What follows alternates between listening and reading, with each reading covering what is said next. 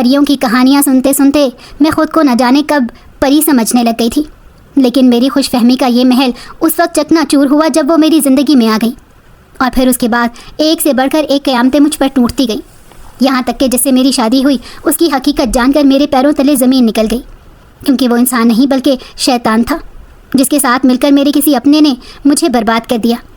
میں کبھی سوچ بھی نہیں سکتی تھی کہ خون کے رشتے ایسے بھی ہوتے ہیں۔ میرا نام سعدیہ ہے، اور میرا تعلق جس خاندان سے تھا اس میں لڑکیوں کی پیدائش کو برا سمجھا جاتا تھا۔ وہاں صرف اور صرف لڑکوں کی اہمیت تھی۔ اگر کسی کے ہاں لڑکی پیدا ہوتی تو اس کی پرورش میں لڑکے کے مقابلے میں بہت کمی رکھی جاتی تھی۔ میرے خاندان میں یہ نظریہ بھی بہت عام تھا کہ اگر لڑکی کی خواہشات کو پورا کیا جائے تو وہ بگڑ جاتی ہیں، اور اگلے گھر میں ان کا گزارا نہیں ہوتا، یا اسے کسی صورت میں بھی تعلیم نہ دلوائی جائے کیونکہ وہ آگے چل کر خاندان کی ناک بھی کٹوا سکتی ہیں۔ اور نہ جانے کون کون سے خناس ہمارے خاندان کے مردوں کے دماغ میں بھرے ہوئے تھے۔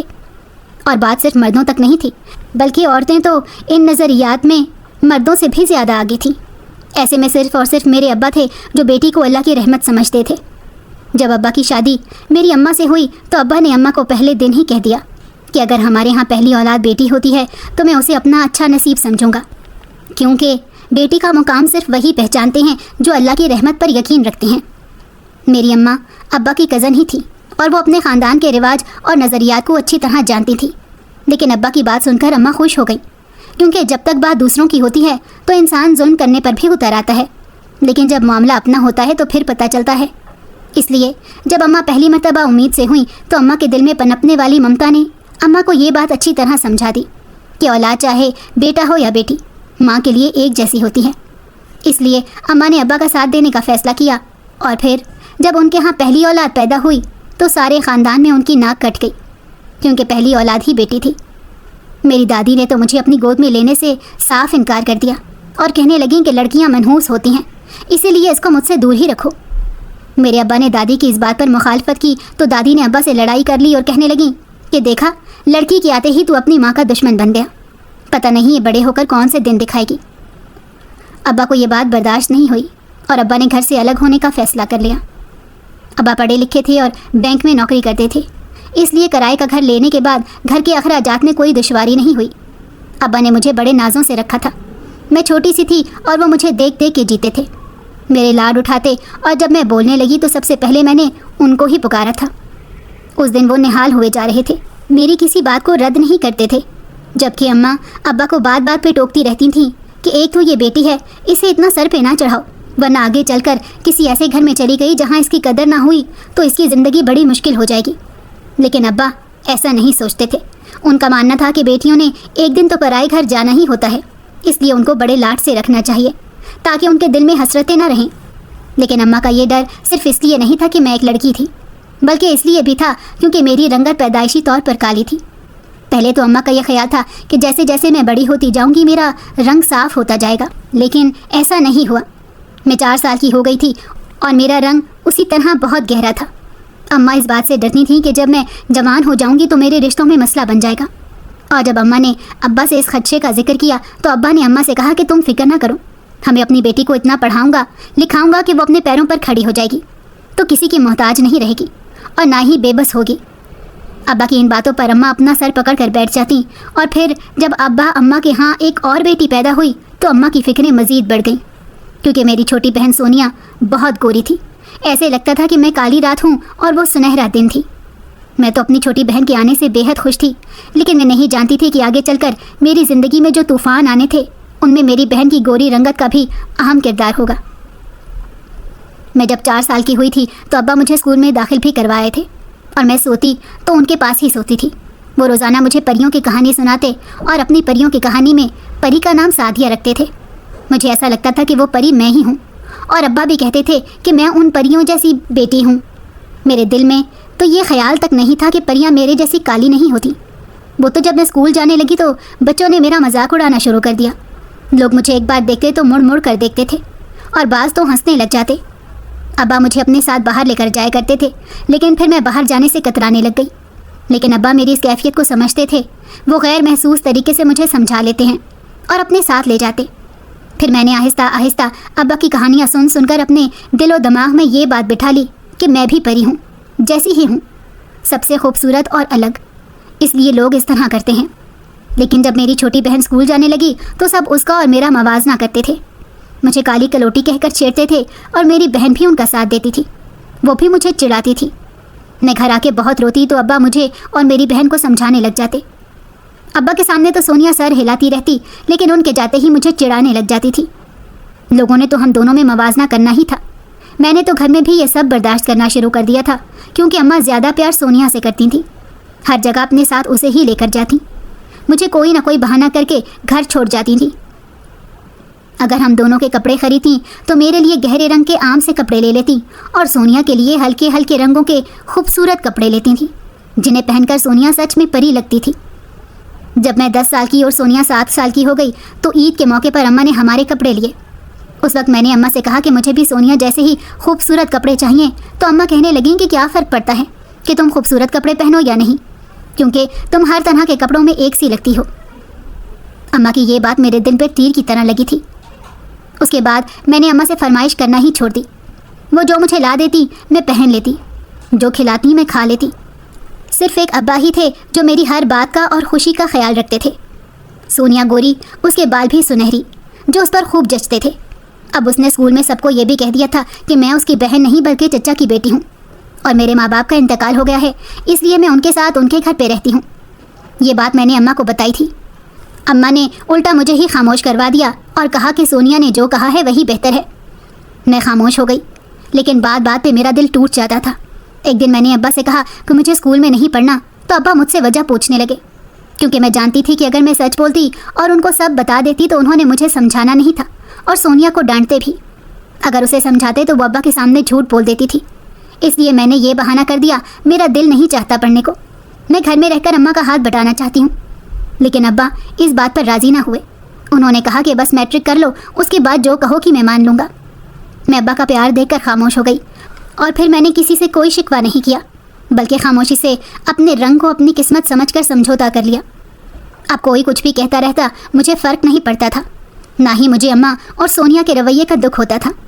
مجھے تو صرف اور صرف اپنے ابا کی فکر تھی۔ میں نہیں چاہتی تھی کہ انہیں میری وجہ سے کوئی تکلیف ہو۔ ایسے ہی سال گزرتے گئے اور میرا میٹرک مکمل ہو گیا۔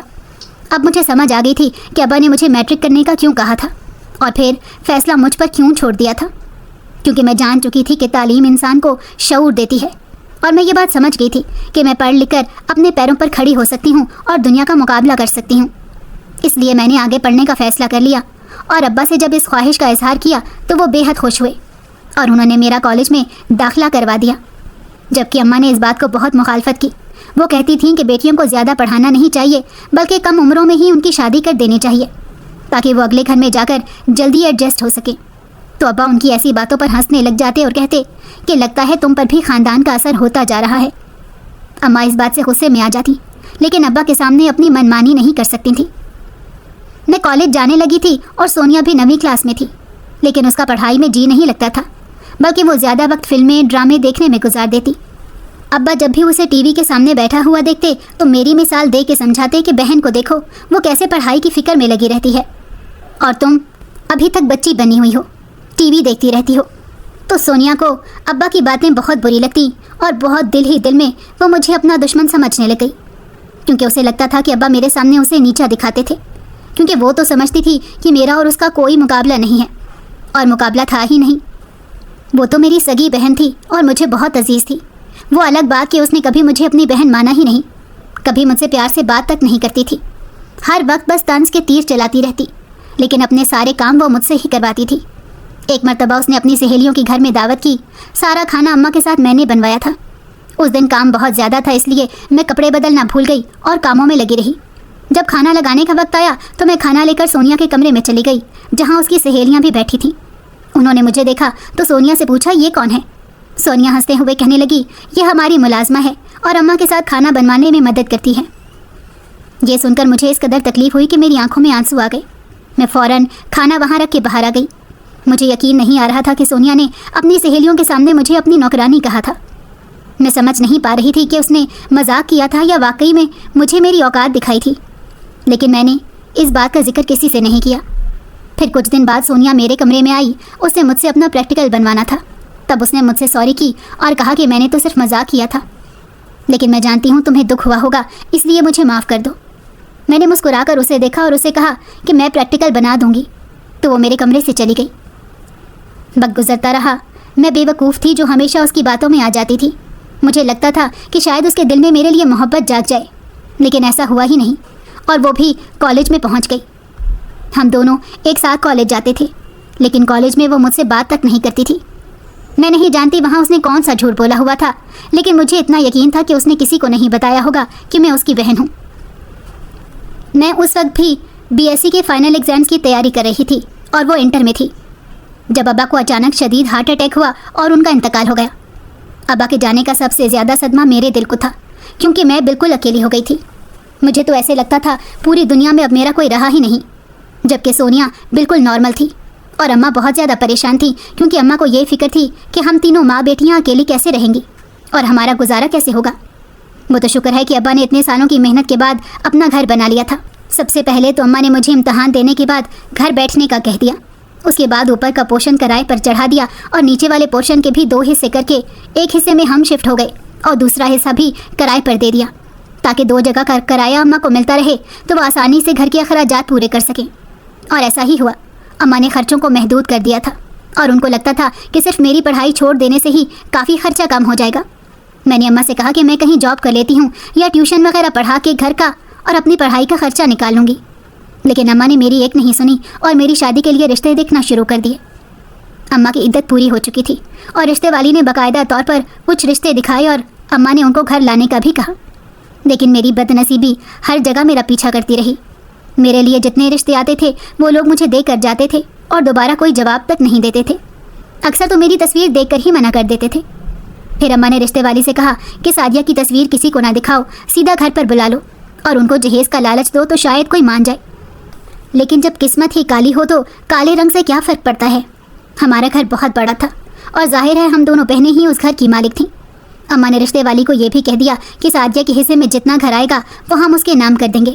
اس کے باوجود کسی بھی لڑکے کی ماں مجھے اپنی بہو بنانے کے لیے تیار نہیں تھی، اور اگر کوئی لالچی عورت گھر کا سن کر مجھے اپنی بہو بنانے کو تیار ہو بھی جاتی تو اس کا بیٹا انکار کر دیتا تھا۔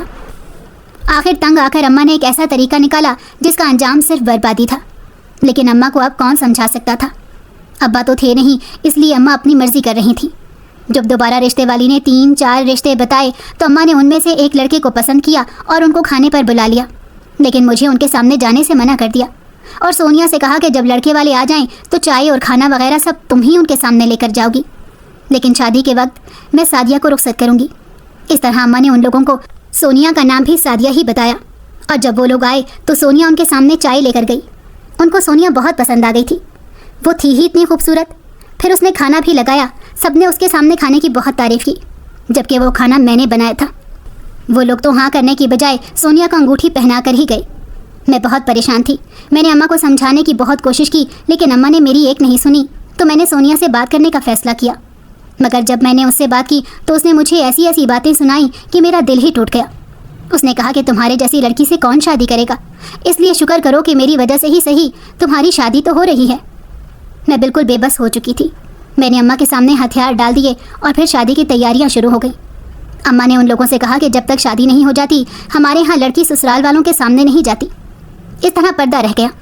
میرے ہونے والے شوہر کا نام سفیان تھا، وہ بالکل اکیلا رہتا تھا۔ اس کی ایک ہی بڑی شادی شدہ بہن تھی جو رشتہ دیکھ رہی تھی۔ ماں باپ کا انتقال ہو چکا تھا اور وہی بہن 2 لوگوں کے ساتھ ہمارے گھر آئی تھی جو سونیا کو دیکھ کر رشتہ پکا کر کے چلی گئی۔ سفیان کی بہن امریکہ میں رہتی تھی اور اب اس کی واپسی کا وقت تھا، اس لیے جس رات شادی تھی اسی رات اس کی فلائٹ بھی تھی۔ وہ رخصتی کروا کے مجھے سفیان کے گھر لے گئی اور کمرے میں بٹھا دیا۔ اماں نے اسے سخت تاکید کی تھی کہ کسی پیر بابا نے یہ کہا ہے کہ سب سے پہلے دلہن کو دولہا ہی دیکھے گا، اس لیے اس کا گھونگھٹ نہیں اٹھانا۔ انہوں نے ایسے ہی کیا۔ ویسے بھی انہیں جانے کی جلدی تھی، وہ ہم سے ملا کر اپنی فلائٹ کے لیے گھر سے نکل گئی۔ ان کے جانے کے بعد گھر میں سناٹا ہو گیا۔ میں سمجھ گئی تھی کہ میرے علاوہ گھر میں صرف سفیان ہی تھا، اور وہ جب کمرے میں آیا تو میں کمبل تان کر سونے کا ناٹک کر رہی تھی۔ اس نے مجھے 1-2 مرتبہ آواز دی، لیکن میں بالکل خاموش رہی تو وہ سمجھ گیا کہ میں تھکی ہوئی ہوں، اس لیے مجھے نیند آ گئی ہوگی۔ اس کے بعد وہ کپڑے بدلنے الماری کی طرف بڑھ گیا۔ میں کمبل میں منہ چھپائے اس کے چلنے پھرنے کی آہٹیں سن رہی تھی۔ پھر مجھے لگا کہ وہ بیڈ پر آ کر لیٹ گیا ہے، لیکن میں ہلی تک نہیں تاکہ اسے یہ نہ لگے کہ میں جاگ رہی ہوں، اور پھر ایسے ہی مجھے نیند آ گئی۔ लेकिन आधी रात गुजरने के बाद जब मेरी आंख खुली तो मुझे ज्वेलरी और मेकअप की वजह से उलझन हो रही थी। मैंने थोड़ा सा कंबल मुंह से हटा कर देखा तो कमरे में अंधेरा था। हल्की सी लाइट जल रही थी, कुछ भी साफ नजर नहीं आ रहा था। मैं समझ गई कि सुफियान भी सो चुका है तो मैं आहिस्ता से उठकर बैठी, लेकिन जैसे ही मेरी नज़र बराबर सोए हुए अपने शौहर पर पड़ी तो मेरी चीखें निकल गईं, क्योंकि वहाँ पर सुफियान नहीं बल्कि एक इंसानी ढांचा लेटा हुआ था। मैं चीखती हुई कमरे से बाहर निकल गई। बाहर भी कोई नहीं था। मैंने सारे कमरों में देख लिया, किचन में देख लिया। मैं बाहर लॉन में चली गई लेकिन सुफियान मुझे कहीं पर नहीं मिला। मैं डर के मारे वहीं लॉन में कुर्सी पर बैठ गई। मेरे पास तो फ़ोन भी नहीं था कि मैं अम्मा को या सोनिया को फ़ोन कर लेती। थोड़ी देर बाद सुफियान बाहर वाले दरवाजे से अंदर आया तो मैं उठ के खड़ी हो गई। वो मुझे कहने लगा कि तुम कौन हो। मैंने उसे बताया कि मैं ही असल सादिया हूँ, लेकिन उसने मेरी बात का यकीन नहीं किया। मैंने उसे कहा कि आप अम्मा को फ़ोन करके पूछ लें, तो उसने फ़ौरन मेरी माँ को फ़ोन मिला लिया। मेरी अम्मा ने उससे माफ़ी मांगी और उस झूठ बोलने की वजह बताई। उसने गुस्से में आकर फ़ोन बंद कर दिया और मुझे वहीं लॉन में छोड़कर अंदर चला गया। मैं भी उसके पीछे पीछे चली गई, लेकिन मैं जैसे ही कमरे में पहुंची तो वो बिस्तर पे वो ढांचा मौजूद नहीं था। मैं इस कदर हैरान हुई कि ऐसा कैसे हो सकता था। मैंने खुद उसे अपनी आंखों से यहाँ देखा था, लेकिन वहाँ तो कुछ भी नहीं था। सुफिया ने मुझे कहा कि अगर ये सब सच है जो तुम्हारी अम्मा ने कहा है तो मेरे साथ बहुत बड़ा धोखा हुआ है। मैं तुम्हें कभी भी कबूल नहीं करूँगा। और ये कहकर वो कमरे से बाहर चला गया और मैं डरती हुई कपड़े चेंज करने वॉशरूम चली गई। सुबह जब मेरी आंख खुली तो घर में कोई नहीं था। सुफियान शायद अपनी जॉब पर चला गया था। मैंने डरते डरते बाकी सारे कमरों का जायज़ा लिया, अलमारियां खोल खोल के चेक की, लेकिन मुझे कहीं पर भी वो ढांचा नज़र नहीं आया जो कल रात मेरे बिस्तर पर पड़ा था। फिर मैं किचन में चली गई और अपने लिए नाश्ता बनाया। उसके बाद जब मैं वापस अपने कमरे में आई और अलमारी से सूट निकालने के लिए अलमारी खोली तो मेरी रूह लरस कर रह गई, क्योंकि अलमारी में वही ढांचा लटक रहा था। मैं चीखने लग गई और वहाँ से भागकर लाउंज में चली गई। अब तो कोई घर में मौजूद भी नहीं था जो मेरी मदद कर सके। मुझे समझ नहीं आ रहा था कि मैं क्या करूं। मैं फिर बाहर लॉन में एक तरफ जाकर बैठ गई। मुझे नहीं पता कि मैं वहाँ कब तक बैठी रही, लेकिन अचानक से सुफियान घर आ गया। उसने मुझे वहाँ बैठे देखा तो कहने लगा कि पागल हो, यहाँ धूप में बैठी हुई हो। मैंने हिम्मत करके उसे बताया कि रात भी कमरे में मेरे बिस्तर पर इंसानी ढांचा था, मुझे नज़र आया था और अभी वो अलमारी में है।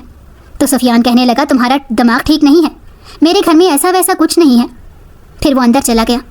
उसके अंदर जाने की थोड़ी देर बाद उसने मुझे आवाज़ दी तो मैं भी अंदर गई। मुझे पूछने लगा कि बताओ कहाँ है ढांचा जो तुमने अलमारी में देखा था। मैंने जब अलमारी में देखा तो वहाँ कुछ भी नहीं था। मैंने सुफियान से कहा कि यहीं पर था और मैंने खुद देखा है। तो सुफियान ने मुझ पर तंजिया मुस्कुराहट उछाली और साइड टेबल से एक फ़ाइल निकालकर वापस बाहर चला गया। अब तो मुझे इस घर में डर लग रहा था, लेकिन मैं हिम्मत करके किचन में चली गई और रात का खाना तैयार करने लग गई। सुफियान जब रात को घर आया तो मैंने खाना टेबल पर लगा दिया, लेकिन उसने कहा कि वो खाना खा कर आया है। मैंने दिल मार कर खाना खा लिया और किचन में जाकर बर्तन धोने लग गई। जब मैं बर्तन धो रही थी तो सिंक के ऊपर लगी हुई खिड़की से लॉन का पिछला हिस्सा नज़र आ रहा था। अचानक मेरी नज़र सामने पड़ी तो वहाँ रखी कुर्सी पर वही ढांचा मुझे एक मरतबा फिर नज़र आया। मेरे हाथ से प्लेट छूट कर गिरी और टूट गई। मैं भागते हुए बेडरूम में चली गई जहाँ सुफियान बैठा हुआ लैपटॉप पर कुछ कर रहा था। मुझे ऐसे देखकर उसने पूछा कि क्या हुआ है। मैंने बताया तो मुझे कहने लगा तुम यहीं रुको, मैं देख कर आता हूँ। लेकिन थोड़ी देर बाद आकर उसने मुझ पर चिल्लाना शुरू कर दिया। मैं उसके साथ वहाँ लॉन में गई तो वहाँ कुछ भी नहीं था। अब तो मुझे लग रहा था कि इस घर में कोई आसेब है जो सिर्फ मुझे दिखाई देता है, लेकिन सुफियान ने उसी वक्त मेरा बाजू पकड़ा और मुझे बाहर ले गया। गाड़ी में बैठने का कहा और मुझे जाकर अम्मा के घर छोड़ दिया। उसने अम्मा से कहा कि एक तो आप लोगों ने मेरे साथ धोखा किया और इस काली औरत को मेरे घर भेज दिया, लेकिन इसका तो दिमाग भी ख़राब है। इसको मेरे घर में आसेब नज़र आता है, ढांचे नज़र आते हैं, मैं इसे अपने साथ नहीं रख सकता। ये कहकर सुफियान वहाँ से चला गया और दूसरे दिन ही उसने तलाक के कागजात मेरे घर भेज दिए। लेकिन ये क़यामत सिर्फ मुझ पर नहीं टूटी थी, मेरे साथ साथ अम्मा पर भी टूटी थी। अम्मा को बहुत सदमा हुआ था, लेकिन मैंने अम्मा से कहा कि ऐसे धोखे और फरेब से किए गए रिश्ते कभी नहीं निभाए जा सकते। अगर आप ऐसे ना करती तो मेरे साथ ये सब ना होता। अम्मा ने अपना सर झुका लिया। अब मैं इद्दत में थी और फैसला कर चुकी थी कि इद्दत पूरी होते ही मैं अपनी पढ़ाई भी मुकम्मल करूंगी और जॉब भी करूंगी। लेकिन एक दिन अम्मा सोनिया के कपड़े उसके कमरे में रखने के लिए जा रही थीं, तो मैंने अम्मा को किसी बात के लिए रोक लिया। लेकिन उसी वक्त हमें अंदर से उसकी आवाज़ सुनाई दी जो किसी से फ़ोन पर बात कर रही थी। उसने जो कहा वो सुनकर मेरे पैरों के नीचे से ज़मीन निकल गई। वो कह रही थी कि सब कुछ हमारे प्लान के मुताबिक हुआ है। अम्मा तो उस मनहूस से पहले मेरी शादी कभी भी ना करती, इसलिए ये सारा नाटक करना पड़ा और वो ढांचे वाला प्लान तो बड़ा ही कामयाब हो गया। अब रास्ता साफ है, हम दोनों जल्दी शादी कर लेंगे। ये सुनते ही अम्मा अंदर गईं और अम्मा ने एक ज़ोरदार थप्पड़ सोनिया के मुंह पर मार दिया اور کہنے لگیں کہ میں نے ساری زندگی سعدیہ کو پیچھے رکھا، تمہیں آگے رکھا، لیکن تم نے یہ صلہ دیا کہ اپنی ہی بہن کا گھر برباد کر دیا۔ اگر تمہارا اور سفیان کا کوئی چکر چل رہا تھا تو تم اپنے منہ سے بولتی، میں تمہاری شادی وہاں کر دیتی، لیکن تم میری سعدیہ کی زندگی تو نہ برباد کرتی۔ میں حیرانی سے اماں کو دیکھ رہی تھی۔ مجھے یقین نہیں آ رہا تھا یہ میری وہی ماں ہے جو ساری زندگی ہم دونوں میں فرق کرتی آئی تھی، لیکن آج مجھے اندازہ ہو رہا تھا کہ ماں کی ممتا تو کبھی جھوٹی ہو ہی نہیں سکتی۔ پھر اماں نے سونیا سے کہا کہ آج ہی اسے کہو کہ قاضی کو لے کر آئے، نکاح کرے اور تمہیں یہاں سے لے جائے، اور آئندہ کبھی مجھے اپنی شکل مت دکھانا۔ لیکن سونیا پر کسی بات کا اثر نہیں ہوا۔ وہ ڈھٹائی سے سفیان کو دوبارہ فون کرنے لگ گئی، اور پھر شام کو وہ آیا۔ اماں نے ان کا نکاح کروا کے سونیا کو گھر سے رخصت کر دیا۔ پھر اماں نے مجھ سے معافی مانگی تو میں نے اماں کو سینے سے لگا لیا۔ آج 5 سال بعد ایک کامیاب لیکچرار ہوں، اور کالج کے ایک پروفیسر نے مجھے پرپوز کیا ہے۔ وہ میری رنگت بھی دیکھ چکے ہیں اور میرے بارے میں سب کچھ جانتے بھی ہیں، اور اماں بھی اس رشتے سے بہت خوش ہیں۔ مجھے پورا یقین ہے کہ اب میری کالی رنگت میری قسمت پر سیاہی نہیں چھانے دے گی، کیونکہ رنگ روپ سب کچھ نہیں ہوتا، اور یہ بات پروفیسر ساجد مجھے پسند کر کے ثابت کر چکے تھے۔